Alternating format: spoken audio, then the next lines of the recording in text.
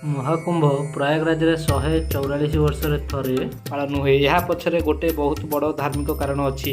ଯେତେବେଳେ ସମୁଦ୍ର ମନ୍ଥନ ହେଲା, ଦେବତା ଏବଂ ଅସୁରମାନଙ୍କ ମଧ୍ୟରେ ଅମୃତ କଳସ ପାଇଁ ଯେତେବେଳେ ଯୁଦ୍ଧ ହେଲା, ସେତେବେଳେ ଇନ୍ଦ୍ରଙ୍କ ପୁତ୍ର ଜୟନ୍ତ ରାକ୍ଷସମାନଙ୍କଠାରୁ ଅମୃତ କଳସ ଛଡ଼େଇ କାଉ ରୂପରେ ପୃଥିବୀ ଆଡ଼କୁ ଉଡ଼ିବାକୁ ଗଲା।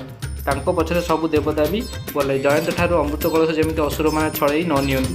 ଏହି ସମୟରେ ପୃଥିବୀକୁ ଆସିବା ସମୟରେ ଜୟନ୍ତ ମୁହଁର କଳସଟି ହଲିଗଲା ଏବଂ କଳସରୁ ଅମୃତର 3ଟି ଛୋଟ ବୁନ୍ଦା 3ଟି ଅଲଗା ଅଲଗା ଜାଗାରେ ପଡ଼ିଲା।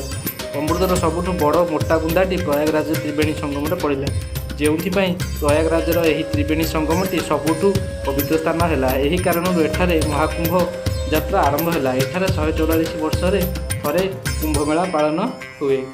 କାରଣ ଯେଉଁ ସମୟରେ ପ୍ରୟାଗରାଜ ତ୍ରିବେଣୀ ସଙ୍ଗମ ସ୍ଥଳରେ ଅମୃତ ବୁନ୍ଦା ପଡ଼ିଥିଲା, ସେହି ସମୟରେ ସେଠାରେ ଦୈବିକ ସକାରାତ୍ମକ ଊର୍ଜା ସୃଷ୍ଟି ହୋଇଥିଲା। ସେହି ସମୟଟି 144 ବର୍ଷରେ ଥରେ ପ୍ରୟାଗରାଜରେ ପଡ଼େ।